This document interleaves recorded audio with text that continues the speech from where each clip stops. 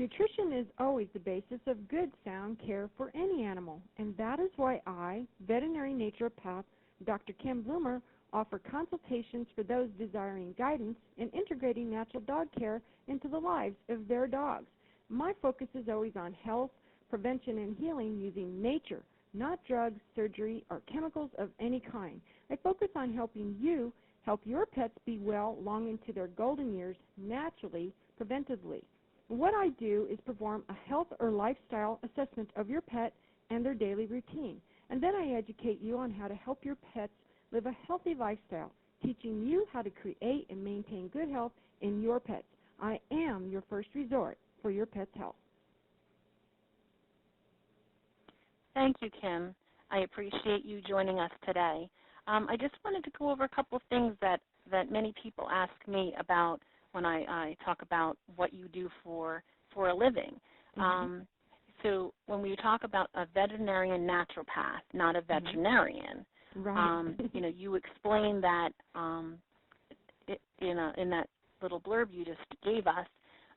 But if, say, for example, I was to bring my, let me use my horse as an example, to you, and what would be maybe the first thing that you usually do, or walk us through the process of how you would work with my horse?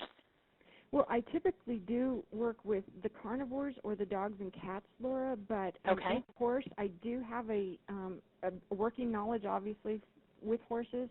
And horses, dogs, cats, canaries, whatever, nutrition is where we're going to start. And I think many people think, well, I already got that down. For example, with your horse, you might be saying, well, I already do the hay, and I already do the grains. And from a naturopathic viewpoint, we're always going to model what your horse would be doing and living and eating as in nature if he were a wild horse. So my first thing would be to say that as with your horse, that you're going to want to model as closely as possible how a wild horse will eat. Horses are constantly in the wild in movement, and there's a reason for that. Horses need movement, and they need to eat small amounts on a consistent all day long basis. That's what they do. They move and they eat. They move and they eat. So I would be saying, let's focus on having your horse eat from the ground. And that includes his hay or whatever, because typically because we keep them in domesticity, they're going to have to be, supplied food such as hay. But we want to try to model that still as much as possible as they would get in nature. They will self-medicate through eating herbs and so forth. Horses just naturally do that. Right, I recall my horse picking from the tree. Certain trees won't touch other trees, but will take the leaves off of certain trees and eat certain grass in certain areas of the. That's right. Yeah. They'll eat aspen bark. They'll strip an aspen tree, and what they'll do if they're allowed to live in a herd-type situation is they will eat the parts of the aspen tree, and that helps in natural tick prevention. So they'll teach their young to do the same thing. And while that doesn't mean that they'll have no ticks at all, it does ensure that they will have a pretty good possibility of not having much. And so this is what they do, and it's natural for them. And the funny thing is the aspen trees kind of grow like weeds anyway, so they'll come back, and it won't kill them off.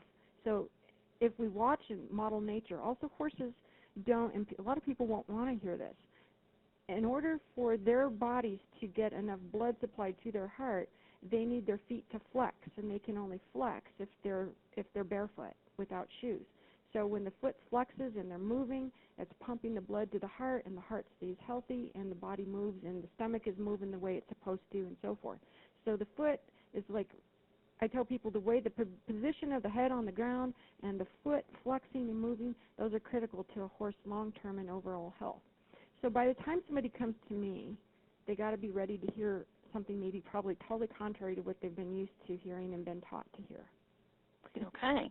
Now, for example, if my horse had an issue, if he had come down with something, is that something that I can consult with you on? Or if you've gotten a diagnosis from a veterinarian, and usually what we tell our clients, veterinary naturopaths will tell their clients that you want to get a diagnosis from your vet, and just because you get a diagnosis and the vet says you need this drug or you need this surgery isn't necessarily true. they can come to us for an opinion from a nature viewpoint. And most of the times when people come to me for a consultation, by then they're already frustrated all other avenues.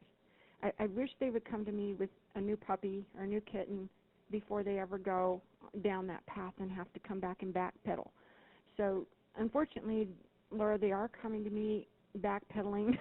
You know, I've tried all of this and it's not working. What can I do? I love my animal and I want to help them. So, and I will always start with any animal with nutrition, and we're going to model nature. So, for example, with a cat and a dog, they're carnivores, so we're going to model that, what they would eat in nature in a domestic setting. And some people go, gross. Well, okay. Yeah, for us it might be. But for them, they're going to be happy. Okay. So then we start with their diet first. Their diet. Mm-hmm. And diet then first. And even if they're coming to me for an issue, if you're coming to me for any kind of issue, whatever the diagnosis is, I'm still going to start with that. It's going to be diet. So that's the very first thing. We're going to sit down and I'm going to have you fill out a form that tells me everything that you're feeding. If it's a cat and dog, which is what I typically consult on, is carnivores, is the dogs and cats. Okay. Then I'm going to have you fill out things that you may not think matter. If they've been spayed or neutered, it matters. If they've been recently vaccinated, how often. I'm going to ask you what you're feeding and how often, what kind of interaction your dog gets with you on a daily basis. Do they interact with other animals? Are they alone all day? Or are they what kind of a home life are they having?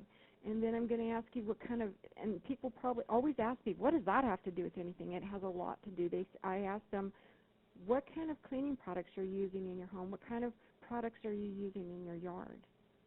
Because I'm going to have a whole health approach for your dog or your cat, and it's going to be all-inclusive for their entire environment. So we'll start with nutrition, but we're going to work on all that other stuff too.